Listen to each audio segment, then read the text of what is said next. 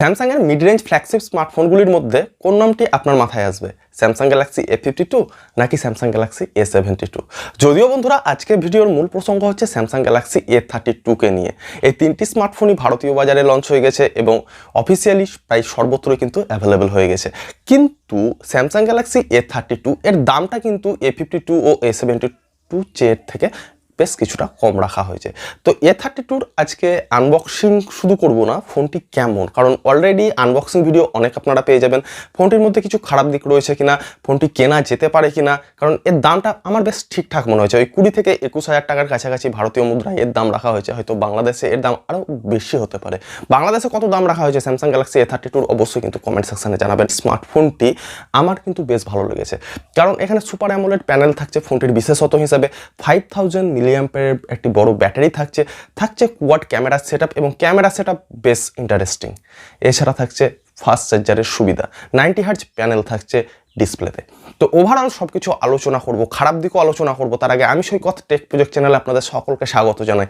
Video ভালো লাগলে অবশ্যই লাইক করবেন, চ্যানেলটি সাবস্ক্রাইব করে অবশ্যই পাশে থাকবেন, কারণ আপনার উপস্থিতি আমার এই চ্যানেলে অত্যন্ত প্রয়োজনীয়। ফোনটি সম্পর্কে বিস্তারিত আলোচনায় যাওয়ার আগে প্রথমে আমরা একটা ছোট্ট আনবক্সিং করব ফোনটির। ফোনের বক্স কন্টেন্ট হিসেবে আমরা এখানে কি পাচ্ছি সেগুলি দেখব। তো বন্ধুরা, আপনারা টিপিক্যাল A32 এর বক্স আপনাদের সামনে দেখতে পাচ্ছেন, এবং এর পেছন দিকে মেনশন রয়েছে এর কি ফিচার্স, যেমন super AMOLED display, 90 hertz refresh rate, 5000 মিলিঅ্যাম্পিয়ারের ব্যাটারি, 64 মেগাপিক্সেলের quad camera setup, made in India. তো আমরা এবার বক্স ওপেন করব। তো বক্স ওপেন করতেই আপনাদের সকলের চোখে যেটা সর্বপ্রথম পড়বে সেটি হচ্ছে আরও একটি ছোট্ট বক্স, যার মধ্যে রয়েছে একটি সিম ইজেক্টর পিন, রয়েছে কিছু ডকুমেন্টেশন, এবং এখানে কিন্তু কোনো সিলিকনের কভার কোম্পানি প্রোভাইড করেনি। অর্থাৎ স্যামসাং গ্যালাক্সি A32 এই স্মার্টফোনটির জন্য আপনাকে আলাদাভাবে কভার কিন্তু কিনে নিতে হচ্ছে। হ্যাঁ, বক্সের মধ্যে কোনো রকম কোনো কভার কিন্তু কোম্পানি প্রোভাইড করছে না। ডিজাইনের কথায় যদি আসি বন্ধুরা, ফোনটি আপনারা দেখতে পাচ্ছেন। তো এই ফোনটি অত্যন্ত প্রিমিয়াম লাগে, গর্জিয়াস লুকিং বলতে পারেন।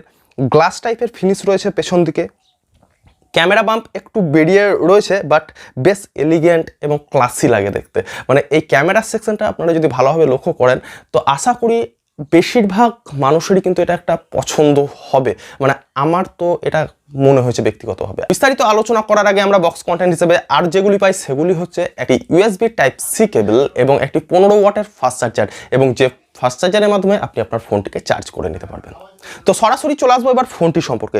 তো বন্ধুরা, কথা বলে নেবো ফোনটি সম্পর্কে। ফোনের যদি আমরা ডান দিকে লক্ষ্য করি, তো সেখানে আপনি পেয়ে যাবেন পাওয়ার বাটন, ভলিউম আপ ও ডাউন কি।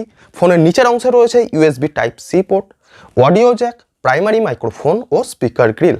ফোনের বাম সাইডে রয়েছে সিম ট্রে, যেখানে ডেডিকেটেড সিম স্লট রয়েছে, অর্থাৎ দুটি সিম কার্ড ও একটি মেমোরি কার্ড আপনি ইউজ করতে পারবেন। ফোনের উপরি অংশে রয়েছে সেকেন্ডারি মাইক্রোফোনের জায়গা। তো সব মিলিয়ে খুব ভালো মানে লুকস বলতে পারা যায়। এবার আমরা ফোন সম্পর্কে আসবো। তো ফোনের ডিসপ্লেকে নিয়ে যদি কথা বলি, তো 6.4 ইঞ্চির একটি সুপার অ্যামোলেড ডিসপ্লে কিন্তু কোম্পানি এখানে প্রোভাইড করেছে। রিফ্রেশ রেট রয়েছে 90 হার্জের, ব্রাইট এবং ক্রিস্টাল ক্লিয়ার ডিসপ্লে বলা চলে, পাঞ্চি কালার আপনি এখানে পেয়ে যাবেন। ইনফিনিটি ইউ নচ রয়েছে, ফুল HD প্লাস রেজুলেশন রয়েছে। স্মুথ এক্সপিরিয়েন্স, যারা গেম খেলতে ভালোবাসেন তাদের ক্ষেত্রেও স্মুথ এক্সপিরিয়েন্স হবে, কারণ এখানে 90 হার্জ রিফ্রেশ রেট রয়েছে, যার ফলে টাচ রেসপন্সটাও আপনার বেটার হয়ে যাবে। আর স্যামসাংয়ের সুপার অ্যামোলেড ডিসপ্লে আপনারা দেখতেই পাচ্ছেন, অত্যন্ত এক কথায় বলা যেতে পারে বেস্ট কোয়ালিটির ডিসপ্লে কিন্তু আপনি এখানে পেয়ে যাচ্ছেন। এছাড়া বন্ধুরা 80-100 নিটস পিক ব্রাইটনেস রয়েছে, অর্থাৎ আপনি যদি সানলাইটে ফোনটিকে ইউজ করেন আপনার কোনো সমস্যা আসবে না। বেশ দুর্দান্ত ব্রাইটনেস এখানে রয়েছে, যার ফলে আপনার ডিসপ্লের দিক দিয়ে কিন্তু কোনো রকম কোনো অভিযোগ থাকবে না।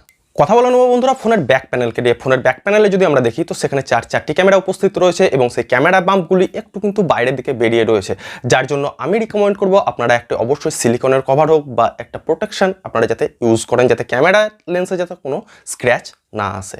তো ক্যামেরা সেকশনে যদি আমরা লক্ষ্য করি, তাহলে প্রথমে আপনারা পেয়ে যাবেন 8 মেগাপিক্সেলের একটি আলট্রা ওয়াইড লেন্স। তারপরের যে লেন্সটি রয়েছে সেটি হচ্ছে 64 মেগাপিক্সেলের প্রাইমারি লেন্স। তারপরে রয়েছে 5 মেগাপিক্সেলের একটি ডেপথ লেন্স এবং 5 মেগাপিক্সেলের একটি ম্যাক্রো লেন্স। এই চারটি ক্যামেরা রয়েছে, নিচে রয়েছে একটি LED ফ্ল্যাশ লাইট। তো ওভারঅল যদি দেখা যায় ক্যামেরা সেকশন বেশ দুর্দান্ত লাগে, এবং আমি কিছু ক্যামেরা আউটপুট বা কিছু ছবি আপনাদের সাথে শেয়ার করছি। অবশ্যই আপনারা কিন্তু কমেন্ট সেকশনে জানাবেন আপনাদের কেমন লাগছে। যদিও আমার কিন্তু ক্যামেরার ছবির আউটপুট বেশ ভালোই মনে হয়েছে। ফ্রন্টে যদি আসি, তো ফ্রন্টে আপনারা সেলফি ক্যামেরা হিসাবে পেয়ে যাবেন 20 মেগাপিক্সেলের একটি সেলফি ক্যামেরা, যা অবশ্যই কিন্তু বেশ ভালো ছবি তুলে দিয়েছে, বা বেশ ভালো ছবি কিন্তু আপনারা এই লেন্সের মাধ্যমে তুলতে পারবেন। তো ইনফিনিটি ইউ নচের মধ্যে আপনারা 20 মেগাপিক্সেলের সেলফি ক্যামেরা পাচ্ছেন। ফোনটির ডিসপ্লেতে ইন ডিসপ্লে ফিঙ্গারপ্রিন্ট স্ক্যানার রয়েছে, অর্থাৎ সিকিউরিটি হিসেবে এখানে ইন ডিসপ্লে ফিঙ্গারপ্রিন্ট স্ক্যানার পাচ্ছেন।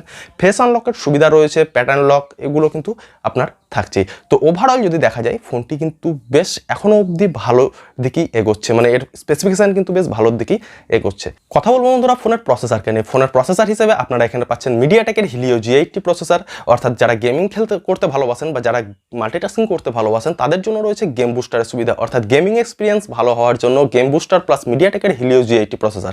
স্যামসাং তাদের এক্সিনোসের প্রসেসর বর্জন করেছে, তো স্যামসাংয়ের তরফ থেকে এটা কিন্তু একটা বড় পদক্ষেপ বলে আমার মনে হয়েছে। ফোনটিতে রয়েছে 5000 মিলিঅ্যাম্পিয়ারের ব্যাটারি, রয়েছে 15 ওয়াটের ফাস্ট চার্জার, এবং এই 5000 ব্যাটারি আপনাকে মোটামুটি 1 থেকে 1.5 দিন ব্যাটারি ব্যাকআপ কিন্তু দিয়ে দেবে। ফোনটি 6GB ও 128GB র্যাম রম ভেরিয়েন্টের সাথে লঞ্চ করা হয়েছে, এবং আপ টু 1TB অবধি কিন্তু আপনি মেমোরি এক্সপ্যান্ড করতে পারবেন। ফোনটিতে LPDDR4X র্যাম এবং UFS 2.1 স্টোরেজ টাইপ রয়েছে। অবশ্যই USB Type-C পোর্ট আপনারা এখানে পাচ্ছেন। স্যামসাং গ্যালাক্সি A32 যেহেতু একটা A সিরিজের স্মার্টফোন, তো আপনারা এখানে সিকিউর ফোল্ডারের অপশন দেখতে পাবেন, অলওয়েজ অন ডিসপ্লের অপশন পেয়ে যাবেন, আলট্রা ডাটা সেভিংয়ের option, Dolby Atmos, Samsung Kids এবং NFC সুবিধাও কিন্তু আপনারা এখানে পেয়ে যাবেন। ফোনটিতে ডার্ক মোডের সুবিধা রয়েছে। ফোনটি One UI 3 ওপরে রান করছে এবং Android 11 যার উপর কিন্তু বেস করে আছে। তো নক্সের সিকিউরিটির সাথে আপনারা এখানে ফিঙ্গারপ্রিন্ট স্ক্যানার পাচ্ছেন, অর্থাৎ ইন ডিসপ্লে ফিঙ্গারপ্রিন্ট স্ক্যানার থাকছে, ফেস আনলকের সুবিধা থাকছে। তো ওভারঅল যদি দেখা যায় তো সিকিউরিটির দিক দিয়ে অ্যান্ড্রয়েডের মধ্যে নক্সের সিকিউরিটি কিন্তু একটা বেস্ট সিকিউরিটি বলে আমার মনে হয়, যেখানে আপনারা সিকিউর ফোল্ডারে আপনাদের যত পার্সোনাল ডাটা রয়েছে সেগুলো কিন্তু আপনারা আলাদাভাবে রাখতে পারবেন, অর্থাৎ আপনারা কিন্তু সিকিউর থাকবেন।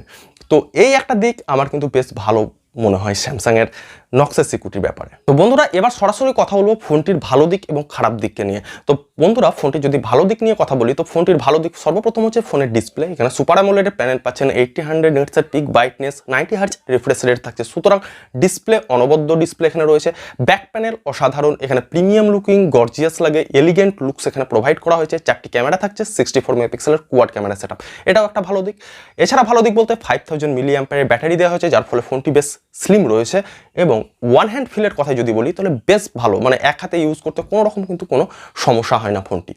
এবার যদি আমরা ফোনটির খারাপ দিক নিয়ে কথা বলি তাহলে খারাপ দিক বলতে আমার যেটা মনে হয়েছে 21,000 টাকা প্রাইস অনুযায়ী এর প্রসেসর কিন্তু কোথাও না কোথাও আমাকে একটু কেমন লেগেছে, কারণ এই 12 থেকে 14-15 হাজার টাকার মধ্যেই বেশিরভাগ কোম্পানি মিডিয়াটেকের হিলিও G80 প্রসেসর প্রোভাইড করে থাকে, আর স্যামসাং সেখানে 21,000 টাকা একটু প্রাইসের সঙ্গে কিন্তু খাপ খাচ্ছে না বলে আমার মনে হয়। হ্যাঁ, পেছনে পলিকার্বনেটের বডি এটাও কিন্তু আমার একটু খারাপ লেগেছে। ক্যামেরা বাম্পগুলি বেরিয়ে থাকার ফলে ফোনটিকে দেখতে বেশ ভালো লাগছে, বাট কোম্পানি কিন্তু কোনো কভার প্রোভাইড করেনি।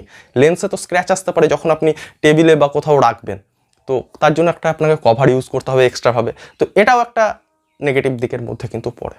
তাছাড়া বন্ধুরা ফোনটি যেহেতু একটা 21,000 বা 22,000 টাকার কাছাকাছি দাম রয়েছে ফোনটির, তো এখানে 5 হোল ডিসপ্লে কিন্তু কোম্পানি প্রোভাইড করেনি, তো এটাও কিন্তু একটা নেগেটিভ দিকের মধ্যে পড়ে। আপনাদের কি মতামত অবশ্যই কিন্তু কমেন্ট সেকশনে জানাবেন। হ্যাঁ, 20 থেকে 21,000 টাকা রেঞ্জের ফোনে 15 ওয়াটের ফাস্ট চার্জারের থেকে যদি 25 ওয়াটের ফাস্ট চার্জার কোম্পানি প্রোভাইড করে, তো সেখানে কি খুব খারাপ হবে? নিশ্চয় হবে না। তো এটাও কোম্পানি পারতো, বাট স্যামসাং কিন্তু সেটা করেনি। তো এগুলি আমার স্যামসাং গ্যালাক্সি A32কে নিয়ে মনে হয়েছে। বাকি ফোনটি সম্পর্কে আমার ওপিনিয়ন যদি বলেন, হ্যাঁ প্রাইস অনুযায়ী একটু হয়তো দামটা বেশি হয়ে গেছে, বাট স্পেসিফিকেশান বলুন বা লুকস বলুন সব দিক দিয়ে কিন্তু ফোনটি বেটার বলে আমার মনে হয়েছে। তো আপনারা যারা কিনবো ভাবছেন তারা কিন্তু কিনতে পারেন, যারা হেভি গেমিং করেন তাদের জন্য হয়তো কোথাও না কোথাও এই ফোনটি আমি রিকমেন্ড করতে চাইবো না। তো যাই হোক, আজকের ভিডিও এখানেই শেষ করছি। ভিডিও ভালো লাগলে লাইক করবেন, চ্যানেলটি সাবস্ক্রাইব করে অবশ্যই পাশে থাকবেন। দেখা হবে পরবর্তীকালে আবারও কোনো নতুন ভিডিওতে। আশা করি ভালো আছেন, সুস্থ আছেন এবং ভালোর দলেই আছেন। ধন্যবাদ।